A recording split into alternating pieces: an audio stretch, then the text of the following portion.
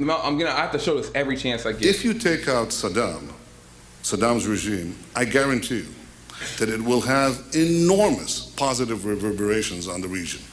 And I think that people sitting right next door in Iran, young people, and many others will say, the time of such regimes, of such despots, is gone. There is a new age. Something new is happening. And that is speculation on your part, or you have some evidence to that effect?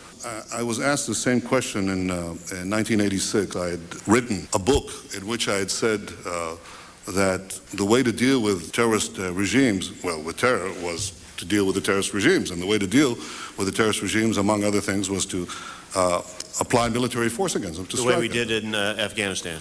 The way, for example, I want to answer your question. Well, I guess I'm running out of time, so I quickly was trying to get there. We've done, I think, what you proposed in Afghanistan, yet I haven't seen that sort of neighborhood effect. Well, I think there's been an enormous effect. The first fucking chapter should have been about Israel, and I think that if you want to get rid of terror in the region, I think the first step that you should take is getting rid of Israel. Getting rid of the IDF. David, I couldn't even think of the Mossad. To get rid of the Islamic terrorist that we've been blowing up.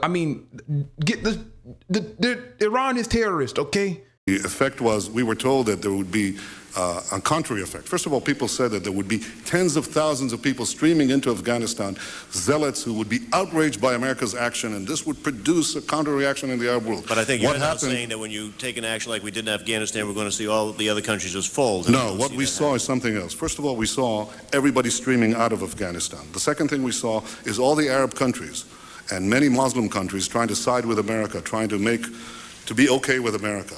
The application of power is the most important thing in winning the war on terrorism. If I had to say, what are the three principles of winning the war on terror? It's like, what are the three principles of real estate, the three L's, location, location, location?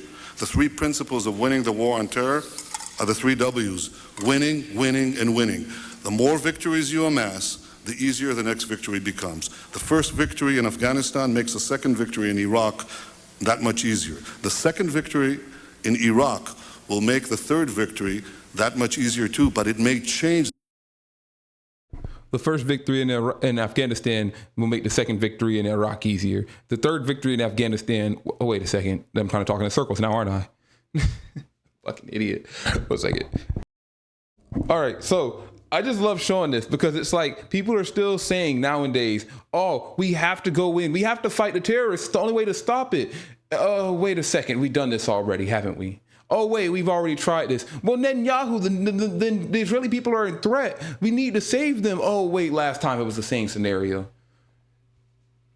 Israel is a bigger threat to the region in the Middle East than they are to Israel. Like, the fact is that the first thing that Israel did in the first day of its creation was the Nakba. The idea that is acceptable, the idea that a country that was built on terrorizing the people, the native people, before they ever even had a chance to do anything else in that land is insane. It's like, what are you defending by saying that Israel is fighting terror? What terror? They causing the terror. Fighting is what created the necessity of these groups to begin with. Exactly. And you know, I think I read this a bit somewhere. I think you might have noticed it if you saw the going live notification. But it was a land without terrorists, a land without terrorists for terrorists. What is it? A land without terrorists for terrorists without the land. That's what it is. Yeah. A land for terrorists without terror. A land without terrorists for terrorists without the land. Yeah. Because I think the regular saying is a land without people for people without a land. Speaking of, for the Israeli people going there. But Zionists, in my opinion, are the largest terrorist threat currently in the world. And they don't only danger people in the Middle East, they also are a danger to people in the U.S. because they commit plenty of horrific actions here in our homeland. But those are ignored because Israel is our greatest ally.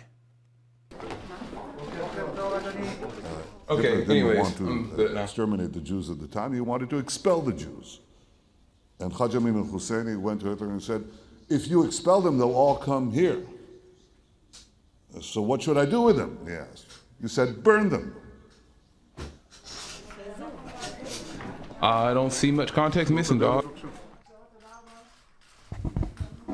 That's pretty direct what he just said.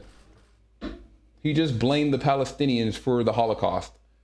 Like that's exact. Like, I mean, in case like you don't understand how absurd what he just said was. He just said the Palestinians are the reason that the Holocaust happened. He's saying that the reason that Hitler decided instead of sending them to Palestine,